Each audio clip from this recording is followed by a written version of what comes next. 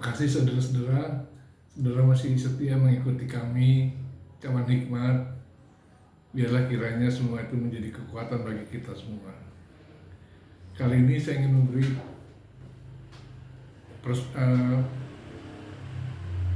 persoalan. Topik yang akan saya berikan adalah pertobatan sungguh-sungguh. Pertobat secara sungguh-sungguh, pertobatan sungguh-sungguh.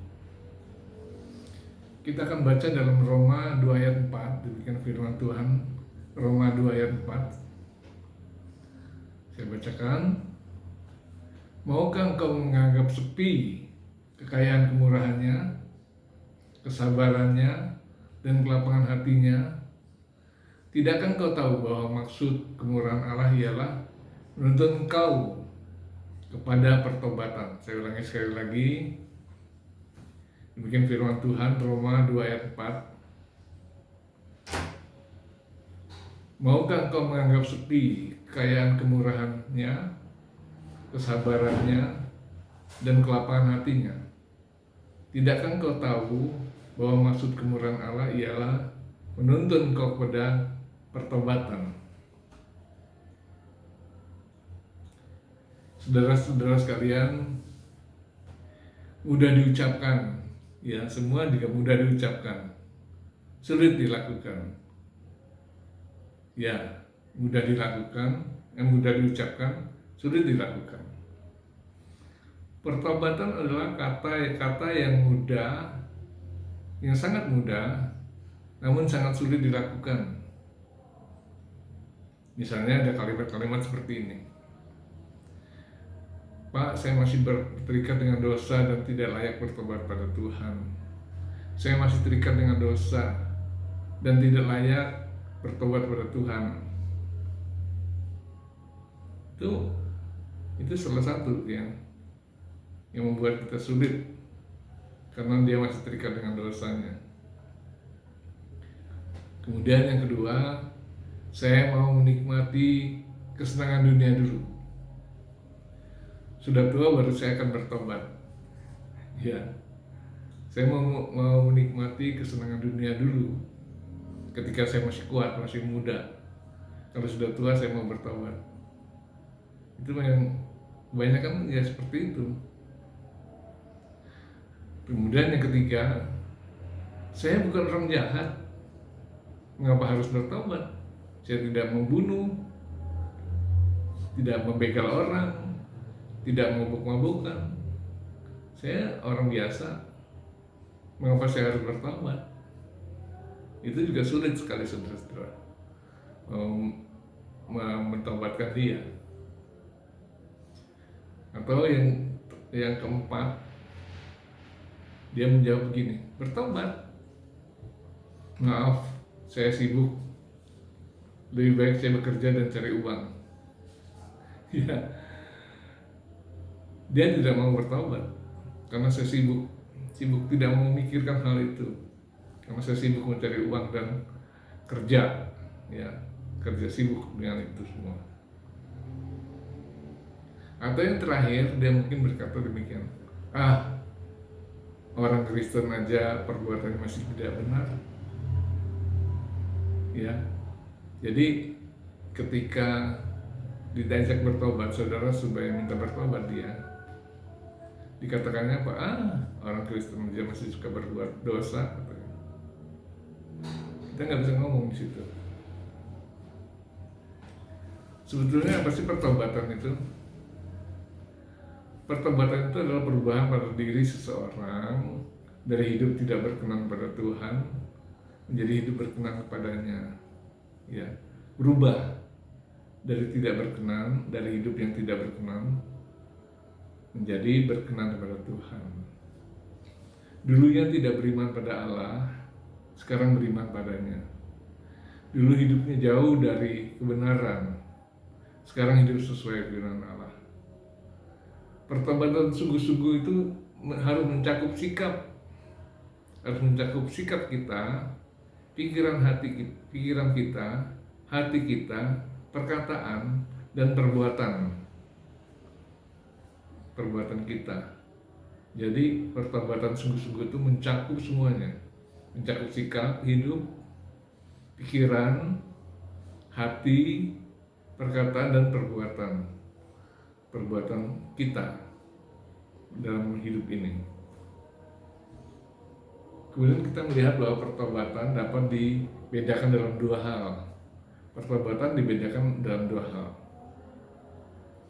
Yang pertama, yaitu pertobatan sebelum menjadi orang percaya. Sebelum menjadi orang percaya, sebelumnya dia menjadi orang tidak percaya, kemudian dia bertobat dan mengakui Tuhan. Itu yang namanya bertobat. Pertobatan yang pertama. Jadi pertobatan sebelum menjadi orang percaya. Pertobatan ini terjadi saat orang yang belum percaya berubah menjadi orang percaya.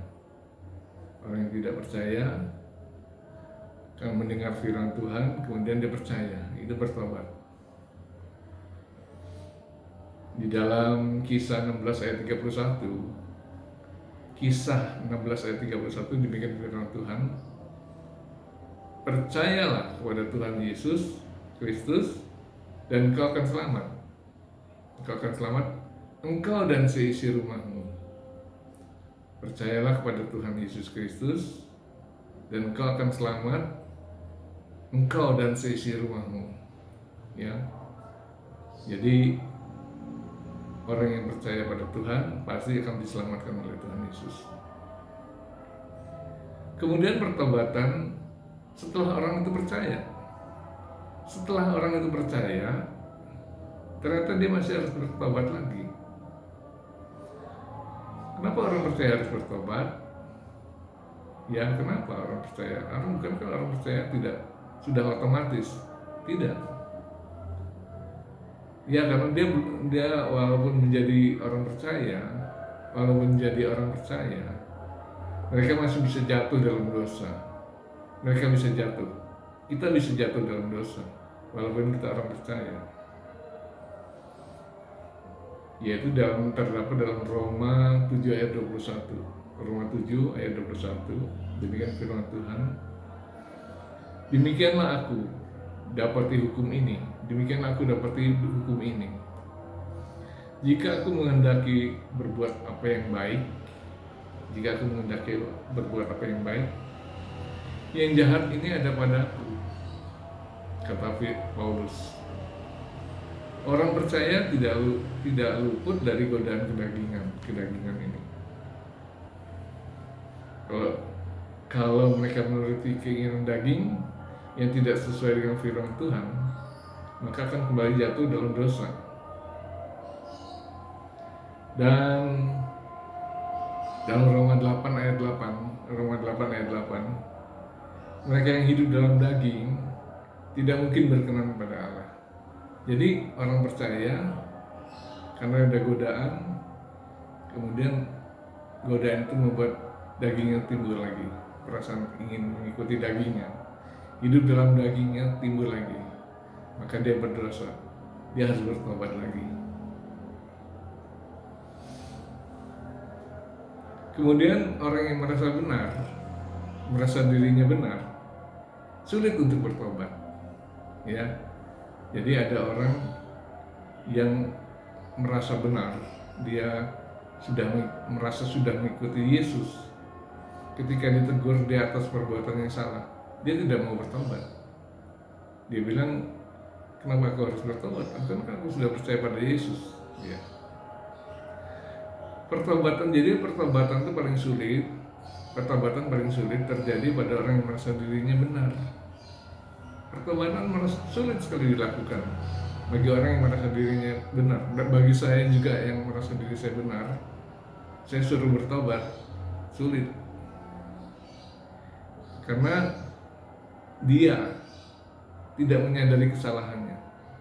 Demikian juga saya mungkin tidak menyadari kesalahan saya.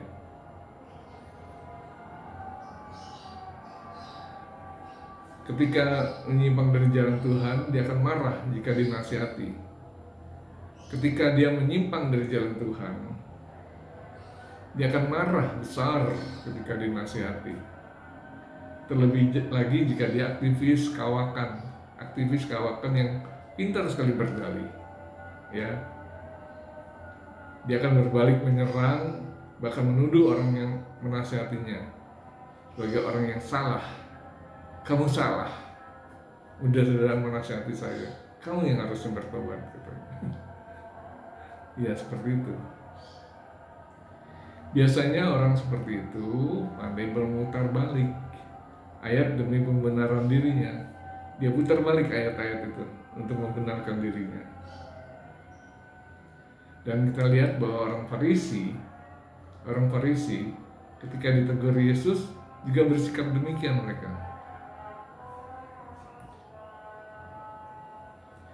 Pertobatan harus muncul dari kesadaran diri, harus dari diri kita sendiri. Kejujuran mengakui dosa, kesadaran kesalahan. Jadi kita harus mengakui bahwa kita salah dan kita juga berdosa pada Tuhan, serta membuka diri terhadap nasihat orang lain yang berdasarkan firman Tuhan. Pertobatan itu dimulai dengan pengakuan atas dosa, menyesali perbuatan dosa itu, dan mohon pengampunan Tuhan. Jadi dia mengakui dulu atas dosanya, kemudian dia menyesali perbuatan itu dan mohon pengampunan Tuhan. Dan yang terakhir, dan berkomitmen untuk tidak melakukan dosa lagi. Berkomitmen untuk tidak melakukan dosa lagi. Jadi saya ingin menyampaikan satu kisah tentang seorang pencopet. Ada seorang pencopet ini kisah aja, cuma kisah. Pada suatu hari seorang pencopet bertobat. Terjadi perubahan dalam kehidupannya. Dia bekerja selama 6 hari dan 1 hari dia beribadah. Setiap minggu pencopet itu membawa keluarganya ke gereja untuk beribadah. Tapi dia mencopet 6 hari. Dia tetap mencopet 6 hari dan istirahat di hari Minggu untuk beribadah. Ya, 6 hari bekerja, 1 hari beribadah. Tapi di sini dia bertobat katanya, tapi dia masih mencopet. Kemudian doa pagi sebelum mencopet dia berdoa, ya Allah, berikan pada hari ini rezeki berlimpah agar hamba mendapat nafkah untuk keluarga saya. Kirim harta orang-orang fasik seperti janjimu. Kirimkan harta orang-orang fasik seperti janjimu. Gerakan saudara seiman agar rela berbagi harta pada hamba. Lindungi hamba agar tidak tertangkap. Halangi orang yang mencoba mengganggu usaha kerjaan hamba. Amin. Kemudian ketika malam dia berdoa juga sudah mencopet. Syukur atas berkat dan lindungan-Mu Tuhan, sehingga aku berhasil mencapai nafkah tanpa tertangkap. Engkau memberkati aku dan melindungi aku yang berharap hanya padamu. Biarlah berkat ini kami nikmati dengan aman dan rasa syukur. Amin. Dan yang terutama, yang paling penting di sini, dia memberi persembahan perpuluhan. Setiap awal bulan, dia membawa persembahan perpuluhan itu ke gereja. Jadi setelah mencopet, dia kumpulkan uangnya, dia hitung, kemudian 10% dia serahkan kepada pendetanya. Maka ketika perpuluhan itu diserahkan kepada pendetanya, yang tidak tahu pekerjaannya, tidak tahu dia pekerjaannya apa, memujinya sebagai jemaat yang dewasa. Pencopet itu dipuji sebagai jemaat yang dewasa, luar biasa, lalu memberkatinya. Demikian berkatnya. Dia berkatilah engkau karena taat memberi perpuluhan. Jadi diberkati karena taat memberi perpuluhan. Terbukalah tingkap langit agar usahamu makin berhasil. Terhalanglah tangan yang ingin menghambat usahamu. Ya, amin. Dan kemudian pencopet itu pun pulang dengan bersyukur dan bersukacita. Itulah balada pencopet bertobat. Benarkah pertobatan seperti ini yang dikehendaki Tuhan? Benarkah? Tentu saja tidak. Pertobatan adalah meninggalkan tindak kejahatan dan berubah menjalani hidup penuh kebenaran.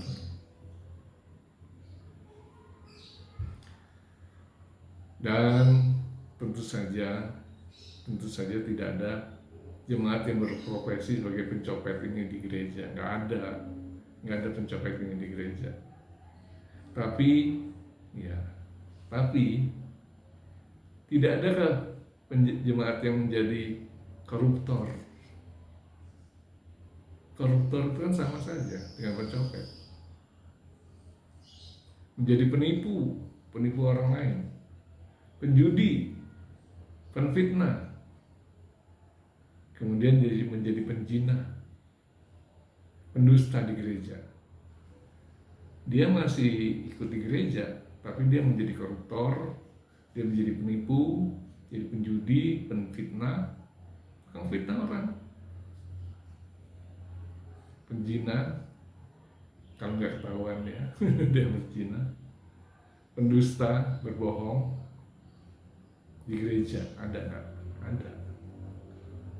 Jangan-jangan kita termasuk dalamnya. Jangan-jangan kita termasuk dalamnya.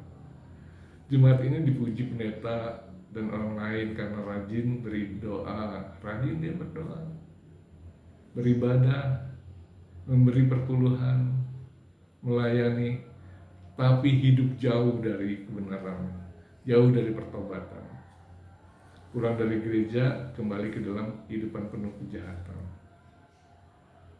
Ya, dia uangnya dia korupsi, hasil korupsinya 1/10 diserahkan ke gereja. Hasil menipu orang lain dia 1/10 dia kasih gereja. Penjudi, ketika dia menang, ya ambil 1/10 buat gereja. Bukan main itu. Ya, itu bukan hidup dalam pertobatan. Apa yang tidak terjadi jika kita tidak bertobat? Jika tidak bertobat ya, orang itu tidak bertobat, atau kita tidak bertobat. Orang yang tidak mau bertobat akan menimbun kemarahan, murka Allah pada dirinya. Dia menimbun dan kelak akan menerima penghukuman kekal di neraka. Ya, mungkin dia dipuji-puji di dunia, tetapi bagi Allah dia tetap belum bertobat. Ya, saya akan bacakan di dalam Roma 2 ayat 5 sampai 8. Roma 2 ayat 5 sampai 8. Tetapi oleh kekerasan hatimu yang tidak mau bertobat, engkau menimbun murka atas dirimu sendiri pada hari waktu murka dan hukuman Allah yang adil akan dinyatakan. Ia akan membalas setiap orang menurut perbuatannya, yaitu hidup kekal pada mereka yang dengan tekun berbuat baik, mencari kemuliaan, kehormatan dan ketidakbinasan. Tetapi ingat, murka dan geram kepada mereka yang mencari kepentingan diri sendiri, kepentingannya sendiri, yang tidak taat pada kebenaran, melainkan taat pada kelaliman. Itulah Roma 2 ayat 5 sampai 8. Sekarang kita renungkan bagaimana kehidupan kita. Apakah kita selalu tekun berbuat baik, mencari kemuliaan, kehormatan dan ketidakbinasaan, atau kita mencari kepentingan diri sendiri, tidak taat pada kebenaran, namun taat pada kelaliman? Sudahkah kita sungguh-sungguh bertobat? Renungkan hal itu, sebab Allah akan membalas sesuai perbuatan kita masing-masing. Tuhan Yesus memberkati. Amin.